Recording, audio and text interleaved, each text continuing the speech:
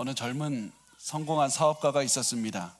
이 사업가가 새로 뽑은 아주 비싼 BMW를 타고 좁은 도로를 지나가고 있었습니다.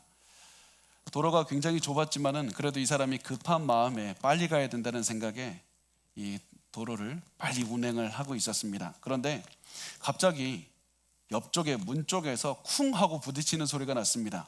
그래서 이 사람이 급하게 브레이크를 밟고 차 밖으로 뛰어나갔습니다. 그랬더니 차 밖을 보니까 벽돌 하나가 문 앞에 있었고, 그리고 그 벽돌을 던진 것으로 보이는 아이 하나가 서 있었습니다. 이 사람이 너무 화가 나서 그 아이를 달려가서 붙잡고는 이렇게 소리를 쳤습니다.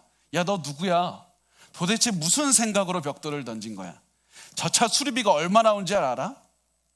그러니까 그 소녀는 죄송하다고 아저씨 죄송합니다 그러면서 말을 합니다. 제가 할 수 있는 게 다른 게 없었어요. 도와달라고 말할 사람이 없어서 벽돌을 던진 거예요. 그러면서 아이는 눈물을 툭툭 흘리면서 손가락으로 길 모퉁이를 가리키기 시작했습니다. 제 동생을 다시 일으켜서 휠체어에 좀 앉혀주실 수 있으세요? 제 동생이 지금 굉장히 아파하고 있는 저 동생을 제가 일으킬 힘이 없어요. 이 사람이 그 말을 듣자 마음속 깊은 곳에서부터 울컥하는 마음이 올라왔습니다. 그래서 이 사람은 장애인 소년을 다시 휠체어에 태우고 자신이 마련한 그 비싼 손수건으로는 이 소년이 난 상처에 흐르는 피를 닦아주었습니다. 그리고서는 이 사람은 감사하다고 말하면서 동생이 휠체어를 밀고 떠나는 그 소년의 모습을 말없이 한없이 지켜보았다고 합니다. 그리고서는 자기 차를 BMW를 봤더니 벽돌 자국이 선명하게 있더라는 겁니다. 그런데 이 사람이 한참을 생각하더니 그 자국을 수리하지 않았다고 합니다. 왜냐하면 누군가 벽돌을 던져서 나를 멈춰야 될 정도로 빨리 달리면 안 된다, 이 사실을 기억하기 위해서였습니다.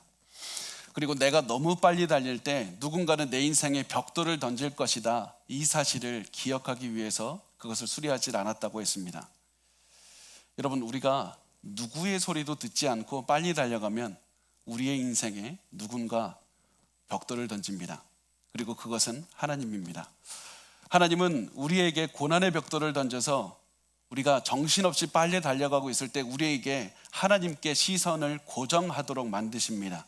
우리가 고난이 없을 때는 마치 하나님께서 우리에게 속삭이는 것과 같아서 하나님의 목소리를 듣지 못할 때가 많습니다. 그러나 고난을 당할 때는 하나님께서 소리친다는 겁니다. 그래서 고난을 통해서 하나님께서 우리에게 크게 말씀하신다는 사실입니다. 그래서 신학자 C.S. 루이스라는 사람은 이렇게 말했습니다.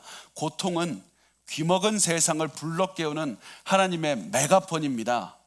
우리가 고난을 당할 때 아무것도 내가 원하는 대로 되지 않는 것 같은 그때 반드시 여러분은 기억하셔야 됩니다. 하나님은 그 고난을 통해서 여러분에게 소리치고 있다는 사실입니다. 그렇다면 무엇을 소리치고 있습니까? 무슨 말을 하고 있습니까? 바로 하나님을 믿어야 된다고 소리치고 있는 겁니다. 그 어떤 것도 아니라, 다른 어떤 것도 아니라 하나님을 믿어야 된다고 여러분에게 소리치고 있다는 사실입니다. 그런데 하나님을 믿으라는 그 외침은 단순히 우리가 어떠한 아픔이 있을 때, 고난이 있을 때, 우리의 삶에 재정적으로 어려울 때, 우리의 몸이 아플 때 그때만 주시는 것이 아닙니다. 우리가 보통 생각하는 일상적인 고난뿐만 아니라 우리가 당연히 생각해야 되지만 생각하지 못하는 하나님이 멀게 느껴지는 때, 하나님이 멀게 느껴지는 그때에도 하나님은 우리를 향해 외치고 계신다는 사실입니다. 하나님이 우리의 삶이 너무 어렵고 기도가 응답되지 않아서 하나님이 멀리 계시고 하나님이 내 기도를 듣지 않는다고 느껴질 때조차도 하나님께서는 사실은 우리에게 이렇게 외치시는 겁니다. 감정이 아니라 하나님을 믿어라. 너의 느껴지는 것이 아니라 하나님을 믿고 하나님께서 너의 옆에 계시다는 사실을 믿어야 된다. 하나님의 사랑을 믿어라. 이 사실을 깨달을 수 있는 그 본문이 바로 오늘 우리가 다루는 시편 13편이 되겠습니다. 시편 13편을 쓰는 다윗은 단순히 삶이 어려웠을 뿐만 아니라 하나님이 나로부터 멀어지고 있다는 그런 마음을 가지고 시편을 쓰고 있습니다. 그래서 다윗은 이렇게 말을 했습니다. 우리 시편 13편 1절과 2절 같이 읽겠습니다. 시작. 여호와여, 어느 때까지니까 나를 영원히 잊으시나이까? 주의 얼굴을 나에게서 어느 때까지 숨기시겠나이까? 나의 영혼이 번민하고 종일토록 마음에 근심하기를 어느 때까지 하오며 내 원수가 나를 치며 자랑하기를 어느 때까지 하리이까? 여기서 다윗이 4번 강조하는 표현이 있습니다. 그게 무엇이냐면 어느 때까지니까, 어느 때까지니까. 다윗은 고난이 너무 오랫동안 지속되니까 하나님, 내가 언제까지 이 고난 견뎌야 됩니까? 언제 가면 이 고난이 끝나게 됩니까? 하나님, 언제까지 내가 이 고난을 계속해서 견디는데 언제 끝납니까? 그래서 언제까지니까 강조합니다. 게다가 다윗이 고난을 겪는다는 사실보다 더 괴로웠던 것은 하나님께서 나를 잊으신 것 같다는 그 생각 때문이었습니다. 아무리 기도해도 내 삶이 변하지 않습니다. 그래서 내가 기도하는 게 마치 하나님께서 들으시는 것이 아니라 허공에 대고 내가 그냥 말한다는, 그래서 헛수고한 것처럼 느껴졌습니다. 그래서 하나님, 내가 아무리 기도해도 듣지 않으시는 것만 같다. 하나님, 나를 잊으셨나 봐. 그런 느낌이 들었기 때문에 다윗은 굉장히 힘이 들었습니다. 다윗이 이런 느낌을 가진 적이 얼마나 오래됐는지 우리는 알 수 없습니다. 그렇지만 우리는 한 가지 사실은 확실하게 알고 있습니다. 우리가 즐거움을 겪을 때는 1년도 한 달처럼 느껴지지만은 굉장히 어려울 때는 한 달도 1년처럼 느껴진다는 사실입니다. 다윗은 너무나도 그 괴로운 시간을 너무나도 오랫동안 겪으면서 가슴을 움켜쥐면서 괴로워하면서 언제까지 이런 마음으로 보내고 있었다는 사실입니다. 게다가 다윗을 더욱더 괴롭게 했던 것은 이 고난을 내가 왜 당하는지 알지 못했다는 겁니다. 도대체 왜 내가 이 고난을 당합니까? 이것을 알 수 있는 것은 이 시편 13편 어디를 봐도 다윗이 회개하는 그런 말이 나오질 않습니다. 어디를 봐도 다윗이 복을 받지 못하는 이유를 설명하는 곳이 없습니다. 단지 다윗이 지금 알 수 없는 이유로 고난을 당하고 있고 하나님은 왜 내 기도를 듣지 않는지 이해할 수 없었기 때문에 다윗은 하나님이 다윗을 떠났다, 이런 느낌을 가지고 있었다는 사실입니다. 여러분도 혹시 이런 느낌을 받은 적이 있습니까? 아니면 지금 그런 때입니까? 하나님이 나를 떠났다는 그런 느낌을 가질 때가 있습니까? 하나님이 나를 잊었다는 느낌을 가질 때가 있습니까? 여러분, 그렇다면 제가 지금 드리는 말씀을 잘 들으셔야만 됩니다. 하나님은 단 한 번도 우리를 잊은 적도 없고 떠난 적도 없다는 사실입니다. 하나님은 실제로는 단 한 번도 우리를 떠난 적도 없고 잊은 적도 없습니다. 우리의 느낌은 절대로 진실을 반영하지 못하는 겁니다. 우리가 아무리 하나님이 나를 떠났다고 느낄지라도 그것이 진실이 아닙니다. 사실은 하나님은 한 번도 우리를 떠난 적이 없습니다. 그렇다면 우리가 언제 진실과 상관없이 하나님이 우리에게서 멀어졌다고 느끼게 됩니까? 여러 가지 상황이 있을 수 있습니다. 예를 들면 오랫동안 건강이 좋지 않으면 하나님이 나와 멀어졌다고 느낄 수 있습니다. 왜냐하면 건강이 좋지 않으면 마음이 힘들어지고 지치게 돼서 그 지친 마음 때문에 하나님이 멀리 떠나갔다고 느낄 수가 있기 때문입니다. 아니면 직장 문제, 실직한 상태가 오래 지속되면 그럴 수도 있고, 직장에서 어려운 시간이 계속 지속돼도 그럴 수도 있습니다.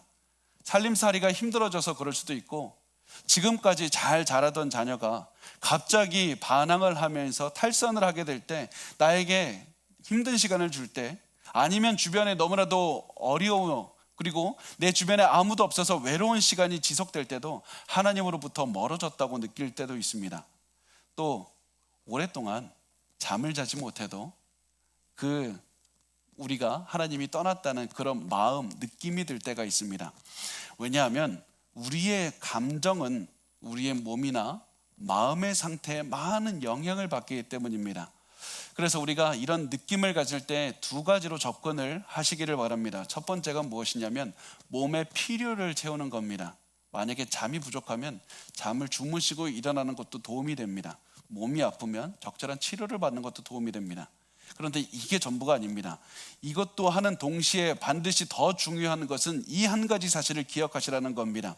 우리의 몸이 좋지 않고 마음이 지치거나 환경이 어려워져서 하나님이 멀리 느껴지는 그때는 이미 하나님께서 우리에게 소리치고 있다는 사실입니다. 너의 감정이 아니라 하나님을 믿으라고 너의 의지를 다해서 하나님만 바라보라고 소리치고 있다는 사실입니다. 그래서 우리가 어떤 마음이 들든지 절대 포기하지 말고 하나님을 믿어야 됩니다. 왜냐하면 하나님은 우리를 절대 잊지 않으시는 하나님이시기 때문입니다.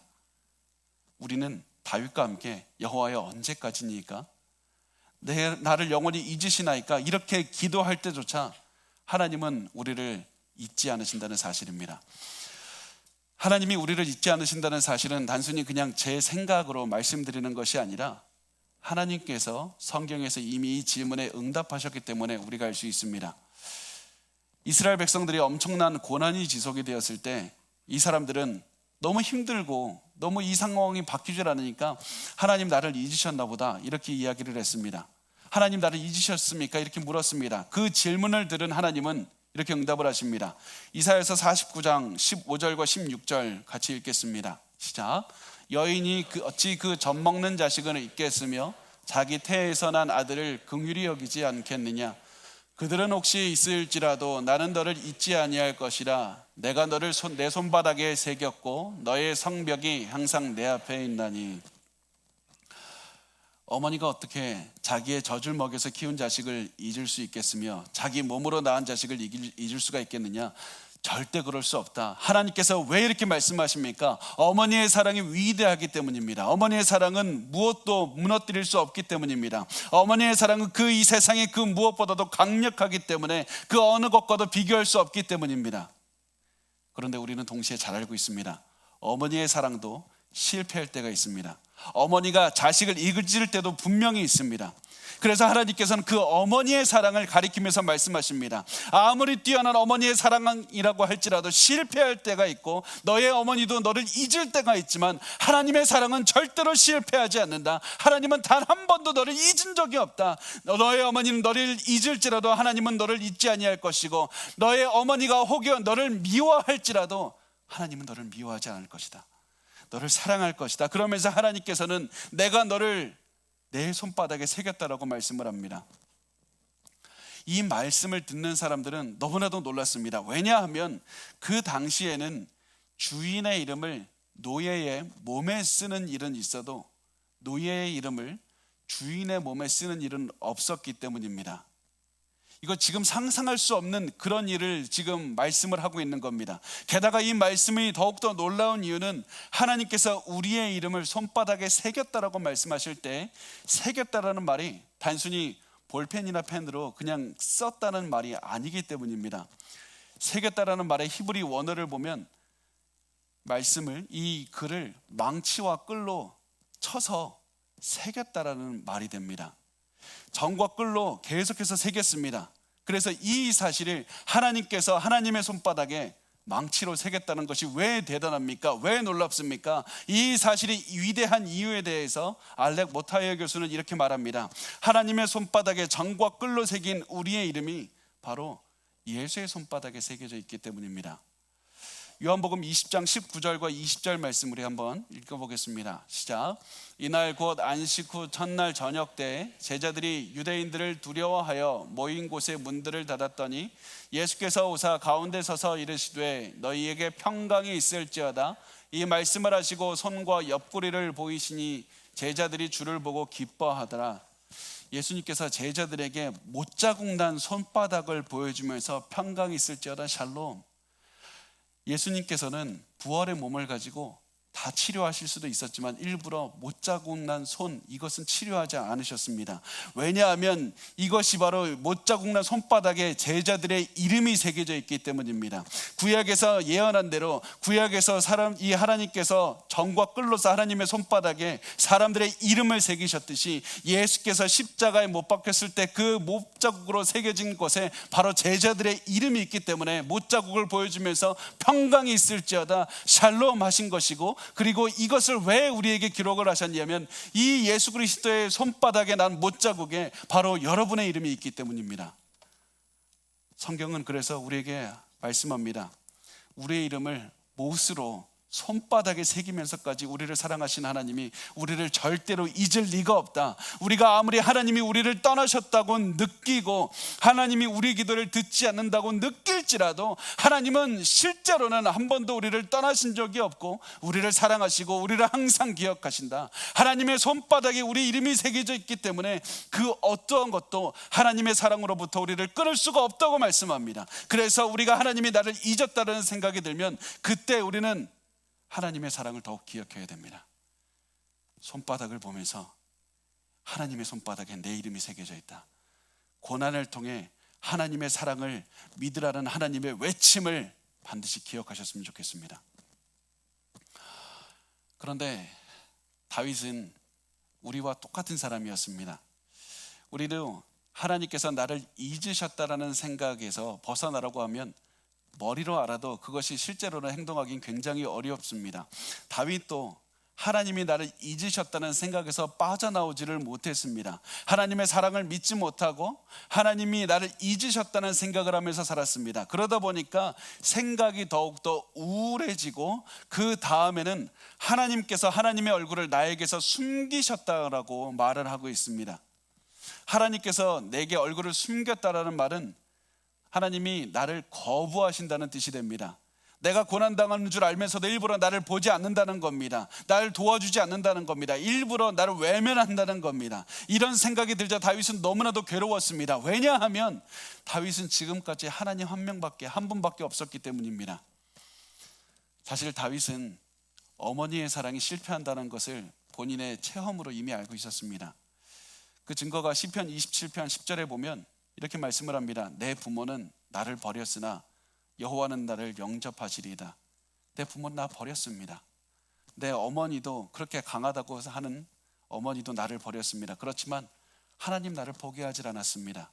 그래서 다윗은 평생 하나님만 믿고 지금까지 살았습니다. 그런데 지금 다윗이 하나님이 나를 거부했다라는 그런 거부감이 들었던 겁니다. 그래서 다윗의 가슴 속에는 좌절감이 가득했습니다. 다윗이 이렇게 좌절한 마음, 우울한 감정들이 계속해서 품고 있으니까 그 다음에는 생각 자체가 음울하고 굉장히 그 슬픈 그런 마음으로 가득 차게 되었습니다.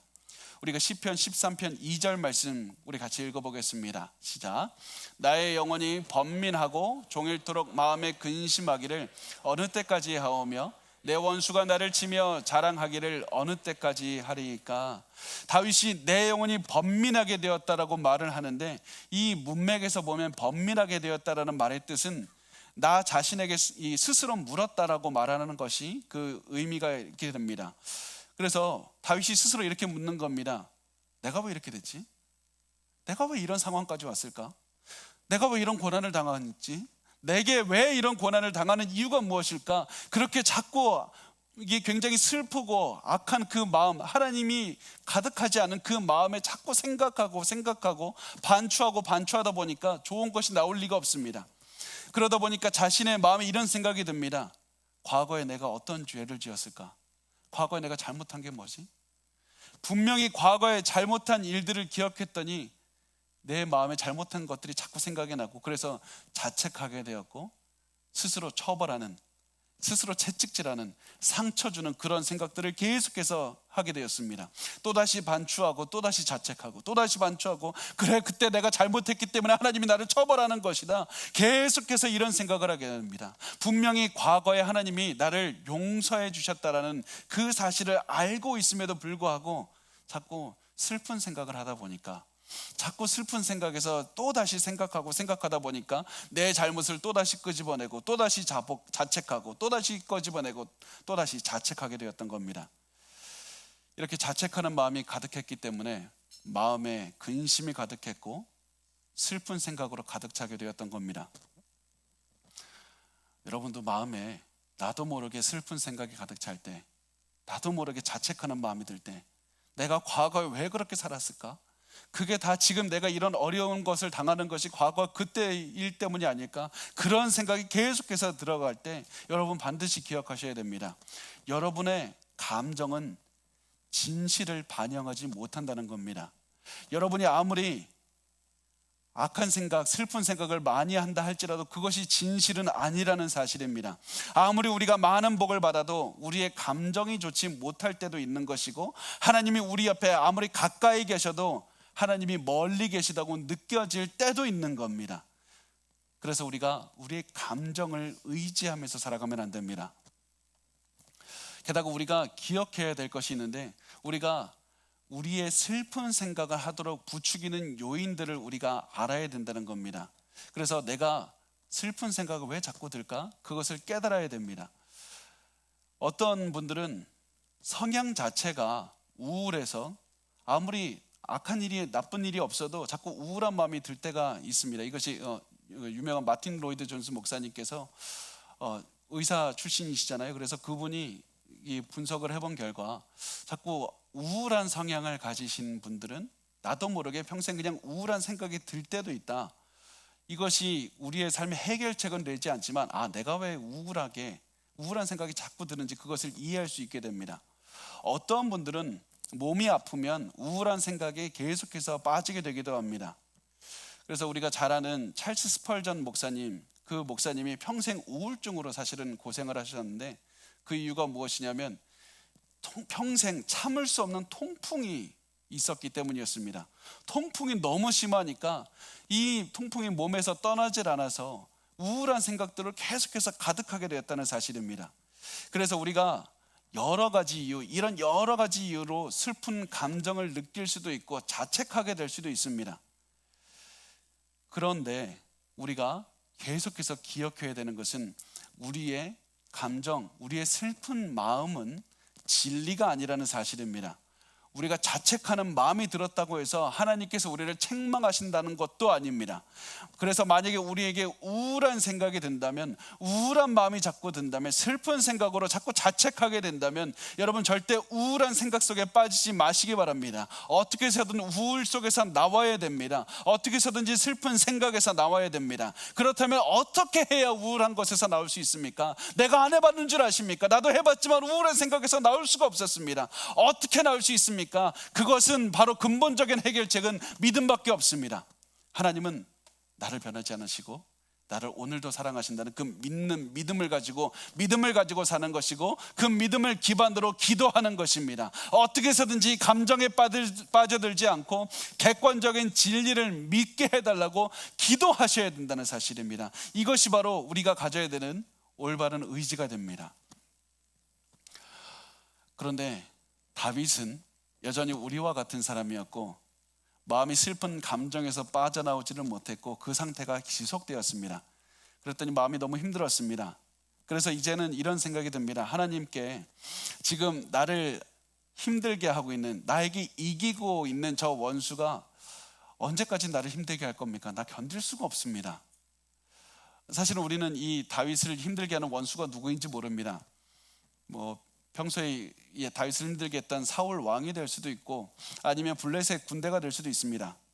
그 원수가 누구인지는 알 수 없지만은 이 본문을 통해서 우리가 알 수 있는 한 가지는, 이 원수는 다윗을 실질적으로 죽이려고 했던 사람이라는 사실입니다. 다윗은 이 나를 죽이려고 하는 사람 앞에서 내가 언제까지 견딜 수 있을지 모르겠습니다. 이 짐의 무게 때문에 나 언제 무너져도 이상하지 않습니다. 그렇게 말을 합니다. 우리에게는 다윗처럼 우리의 목숨을 죽이려고 하는 사람은 아마 없을 겁니다. 그런데 우리는 그 어떠한 사람보다 더 큰 적은 있습니다. 그것은 바로 우리의 대적 마귀가 있기 때문입니다.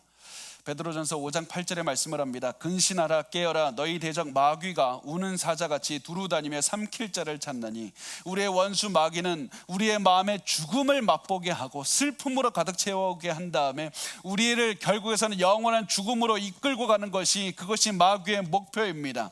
그래서 우리가 마귀의 영향을 받아서 마귀가 주는 생각 때문에 마음이 어두워진다면 우리의 마음이 약해지고 우리가 언제라도 무너지는 내릴 수 있는 상태가 된다는 사실입니다. 만약에 우리가 그 누구라도 이런 상황에 처하게 된다면 우리가 해야 될 것이 무엇입니까? 앞에 아무것도 보이질 않고 하나님이 멀게만 느껴질 때 우리의 대적 마귀를 이기기 위해서 해야 될 것이 무엇입니까? 믿고 기도하는 겁니다. 하나님을 믿고 기도하는 겁니다. 우리가 그렇게 멀게 느껴지는 하나님을 믿고 기도하시기 바랍니다. 그리고 이 상황에서 다윗이 했던 것이 바로 하나님을 믿고 기도하는 것이었습니다. 다윗은 나를 외면하다고 그렇게 생각이 드는 그 멀게 느껴진 하나님께 기도했습니다. 왜냐하면 내 감정이나 내 생각이 진리가 아니라는 사실을 분명하게 알고 있었기 때문이었습니다. 내 감정과 진리는 다르다는 것을 잘 알고 있었습니다. 그래서 다윗은 하나님은 내 하나님이고 하나님은 나와 함께 하신다는 사실을 믿었습니다. 그래서 다윗은 믿음으로 하나님께 이렇게 기도를 했습니다. 시편 13편 3절과 4절 같이 읽겠습니다. 시작. 여호와 내 하나님이여 나를 생각하사 응답하시고 나의 눈을 밝히소서. 두렵건대 내가 사망의 잠을 잘까 하오며 두렵건대 나의 원수가 이르기를 내가 그를 이겼다 할까 하오며 내가 흔들릴 때 나의 대적들이 기뻐할까 하나이다. 나를 생각하사라는 말의 가장 기본적인 의미는 나를 좀 봐주세요, 보다라는 의미가 됩니다. 다윗은 하나님께 나를 봐달라고 말합니다. 하나님께서 다른 데 쳐다보고 있는 느낌이 듭니다. 그래서 하나님 나를 봐주시고 내게 응답하시고 내 눈을 밝혀달라고 말을 합니다. 왜 이렇게 얘기를 합니까? 아무리 하나님께서 나를 버린 것 같다는 느낌이 든다고 할지라도 하나님은 나를 버릴 리가 없다라는 그런 믿음이 있었기 때문입니다. 그래서 다윗은 하나님께 믿음의 눈을 열어달라고, 내 눈을 밝혀달라고 말을 합니다. 내 눈을 밝힌다라는 말의 의미는 단순히 눈이 밝아진다는 것이 아니라 내 몸, 육신의 건강과 정신의 건강까지 다 회복시켜 주십시오. 모든 것을 회복시켜 달라는 그런 말입니다. 그렇지 않으면 내가 모든 것을 잃고 내 원수가 승리할 것만 같습니다. 내가 감당하고 있는 짐이 너무 무거워서 이제 내가 흔들거려서 쓰러질 것만 같습니다. 하나님, 내가 죽을 것 같습니다. 하나님 개입하지 않으면 나 더 이상 버틸 수가 없습니다. 이렇게 다윗이 기도했습니다. 다윗은 자신의 감정을 믿지 않고 의지로 하나님을 보게 해달라고 계속해서 기도했습니다. 그랬더니 너무나도 놀라운 것은 하나님께서 다윗의 감정을 바꿔주셨습니다. 그런데 단순히 하나님께서 다윗의 기도를 듣고 다윗이 갑자기 좋은 생각하게 하시고 다윗이 갑자기 기분이 좋게 하신 것이 아니었습니다. 하나님께서는 그냥 기분 좋게 하셨다가 언제라도 사라질 수 있는 그냥 좋은 기분을 주신 것이 아니라 다윗의 믿음에 근거한 기쁨을 주셨다는 사실입니다. 다윗이 하나님을 믿고 기도했더니 하나님께서는 다윗에게 믿음에 근거한 기쁨을 주셨습니다. 시편 13편 5절 말씀 우리 같이 읽겠습니다. 시작. 나는 오직 주의 사랑을 의지하여 싸우니 나의 마음은 주의 구원을 기뻐하리이다. 여기서 다윗이 내가 오직 주의 사랑을 의지했더니 내가 주의 구원을 기뻐할 것이라고 말합니다. 여기서 여러분 인과관계를 잘 보셔야 됩니다. 먼저 다윗이 주의 사랑을 의지하는 것이 먼저이고 그 결과 주의 구원을 기뻐하게 된다는 사실입니다. 그렇다면 원인이 되는 주의 사랑을 의지한다. 다윗이 의지한 주의 사랑이 무엇입니까? 많은 분들이 두근거린 그런 사랑을 생각을 하시겠지만은 여기서 말하는 사랑은 히브리어로 헤세드라는 것이고요. 헤세드는 한국말로 번역할 그 단어가 없습니다. 그래서 제가 굳이 한국말로 바꿔보면 하나님의 언약에 근거한, 약속 언약에 근거한 하나님의 변하지 않는 사랑이 헤세드입니다. 언약에 근거해서 영원히 변하지 않는 하나님의 사랑이 헤세드입니다. 이 사랑이 그럼 무엇이냐 하면 제임스 존스턴이라는 교수님이 계신데 이분이 헤세드, 이 사랑을 결혼식 날 하는 남편의 선서에 비유를 해서 설명을 하셨습니다. 남편이 선서를 하죠. 아내를 죽는 날까지 사랑하겠다고 이 선서하는 것이 헤세드다 이렇게 말을 하는데요. 결혼 선서한 날 이후부터 남편이 항상 아내가 따뜻하고 부드러운 감정이 아내에 대해서 생기지 않을 때도 많이 있습니다. 때로는 화도 날 때가 있습니다. 아내를 보고 짜증 날 때도 있을 겁니다. 그럼에도 불구하고 남편은 아내에게 헌신하고 죽을 때까지 사랑할 겁니다. 그 이유는 아내를 죽을 때까지 사랑하겠다고 언약을 맺었기 때문입니다. 그리고 이것이 바로 하나님께서 우리를 향해 가지고 있는 헤세드 사랑이 됩니다. 하나님은 우리를 사랑하신다고 약속하셨고 그 약속을 반드시 지키실 것이기 때문입니다. 우리가 잘못한다고 해서 하나님께서 우리를 보기 싫다고 버리시는 것이 아니라 우리를 사랑하시겠다고, 평생 사랑하겠다고 약속하셨기 때문에 하나님께서는 우리를 영원히 버리지 않고 우리를 떠나지 않고 계속해서 함께 하신다는 사실입니다. 그래서 다윗이 슬픔 중에 기도했더니 하나님께서 영원히 나를 사랑하신다는 그 약속을 믿게 됐고, 주의 그 헤세드 사랑을 의지했더니 하나님이 주시는 그 구원을 기뻐했다는 겁니다. 영원한 하나님의 사랑을 약속을 의지했더니 하나님이 주시는 구원을 기뻐할 수가 있었습니다. 그러면 여기서 주시는 그 구원이 무엇인가? 구원은 단순히 영혼 구원, 죄를 용서받고 영혼 구원 받는 것만 의미하는 것이 아닙니다. 하나님께서 사랑하시는 우리에게 주시는 그 구원은 우리의 모든 필요한 것들까지 다 채워주시는, 모든 것을 회복시켜 주시는 것을 말씀을 합니다. 그래서 다윗의 영과 육과 마음과 관계와 모든 필요한 것들을 채워주시는 것이 하나님께서 주시는 궁극적인 구원이 됩니다. 그런데 다윗이 지금 이 찬양을 할 때, 이 기도를 할 때 하나님이 주신다는 그 완벽한 구원을 체험하지는 못했지만은 언젠가는 하나님께서 나의 모든 것을 채워주시는 날이 온다는 확신을 가질 수가 있었습니다. 그것을 믿게 되었습니다. 그리고 다윗은 그 믿음으로 그 날, 구원하시는 그 날, 모든 것을 회복시키시는 그 날을 보았습니다. 그런데 더욱더 중요한 것이 무엇이냐면 다윗이 죽는 날까지 모든 것이 완벽하게 회복되는 날은 오지 않았다는 사실입니다. 왜냐하면 다윗이 기다렸던 완전한 구원, 모든 것이 완벽하게 회복되는 그날은 예수 그리스도의 재림 때만 가능하기 때문입니다. 그럼에도 불구하고, 그날이 오지 않았음에도 불구하고 다윗은 여전히 기뻐했습니다. 왜냐하면 다윗은 믿음에 기반한 기쁨을 가졌기 때문입니다.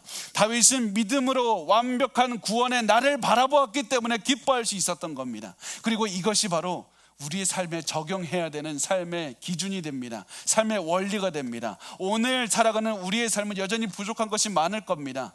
아무리 하나님이 도와주시고 채워주셔도 부족한 것이 많을 것이고, 아무리 기도해보지만 상황이 변하지 않을 때가 많이 있을 겁니다. 이때 우리가 해야 되는 것은, 하나님, 내가 즐거운 마음 주십시오. 이 기도하는 것보다 더 중요한 것, 하나님 주의 사랑을 의지하기로 합니다.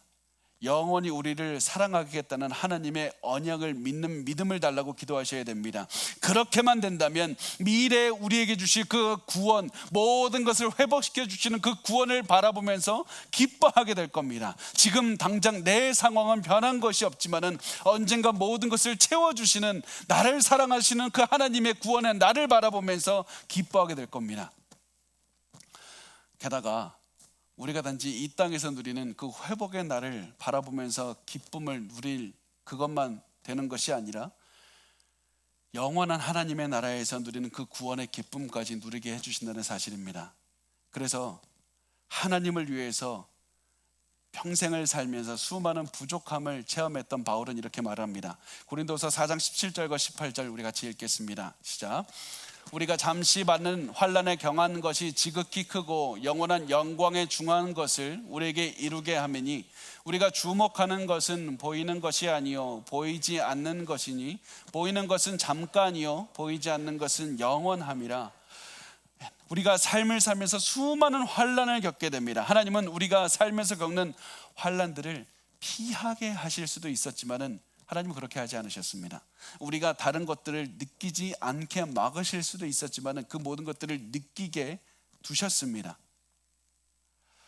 왜냐하면 하나님께서는 우리가 이 환난을 통과하게 하셔서 우리에게 영원한 영광을 이루게 하기를 원하시기 때문입니다. 우리가 지금 이 환난을 겪게 하셔서 모든 것을 채우시는 구원의 날에 우리를 통해서 영광을 이루어 주시기 위해서라는 사실입니다. 이것이 바로 바울이 구원의 날에 대해 가졌던 소망이었습니다. 그래서 바울은 말합니다. 만약 너희가 오늘 있는 고난, 너희 오늘 느껴지는 그 모든 아픔과 슬픔과 그 고난에 주목하게 된다면 너는 지금 잘못된 것을 보고 있는 것이다.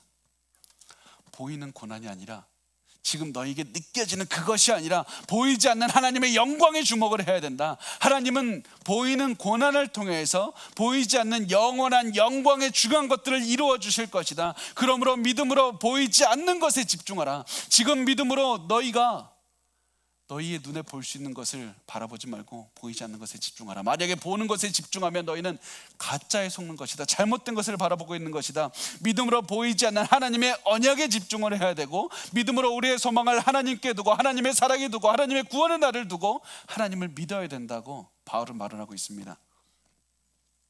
이렇게 다윗이 헤세드 사랑, 하나님의 헤세드 사랑을 믿었더니 기쁨이 넘치게 되었고 찬양이 흘러나왔습니다.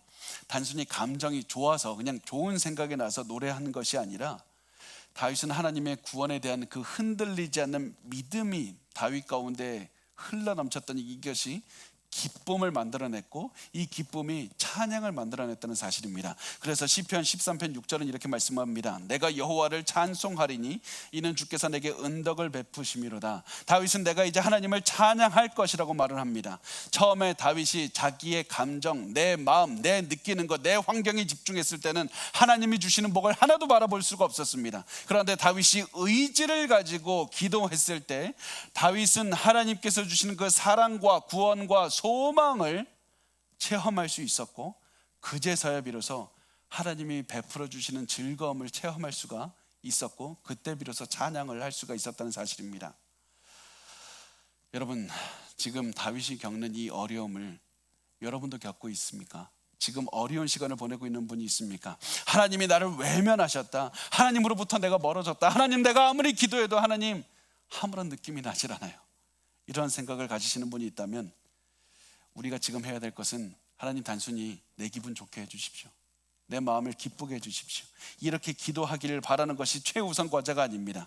지금 내 마음이 즐겁게 해달라는 기도가 아니라 내 마음에 하나님에 대한 믿음을 달라고 기도하셔야만 됩니다. 하나님을 믿고 하나님의 사랑을 믿고 하나님의 구원을 믿어야만 됩니다. 왜냐하면 하나님께서 바로 우리에게 고난을 통해서 소리치고 계시기 때문입니다. 하나님을 믿으라고, 너의 감정과 너의 생각과 너의 느낌이 아니라 하나님을 믿으라고 계속해서 소리치고 계시기 때문입니다. 지금 고난의 때가 하나님을 진정으로 믿어야 되는 그때라고, 그 시간이라고 말씀하고 계시기 때문입니다. 그렇게 우리가 하나님의 말씀을 따라서 하나님의 구원을 믿는 그때 우리는 진정한 기쁨을 누릴 수가 있을 겁니다. 그 누구도 빼앗아갈 수가 없고 아무리 우리가 고난을 당해도 그 고난이 사라지지 않는 그 기쁨을 그때 비로소 체험할 수가 있을 겁니다. 샘 스톰스라는 목사님이 계시는데요, 이 목사님이 이렇게 말씀을 하시더라고요. 기쁨은 반드시 고난이 없는 것을 가리키는 것이 아니다. 기쁨은 하나님의 임재이다. 고난이 없는 게 아니라 고난이 많이 있어도 하나님의 임재를 체험하는 것, 하나님의 임재를 믿는 것, 하나님의 임재에 소망을 두는 것이 바로 우리의 기쁨이 됩니다. 그래서 여러분의 그 기분에 상관없이, 느낌에 상관없이 우리와 영원히 함께 하시는 하나님의 약속, 하나님의 임재를 믿으시기 바랍니다. 그러면 그것을 믿기만 한다면 우리의 가슴에 진정한 기쁨으로 넘쳐나게 될 것이고 우리의 마음이 하나님의 사랑으로 가득 차서 찬양이 우리 입술에서 흘러넘치게 될 겁니다.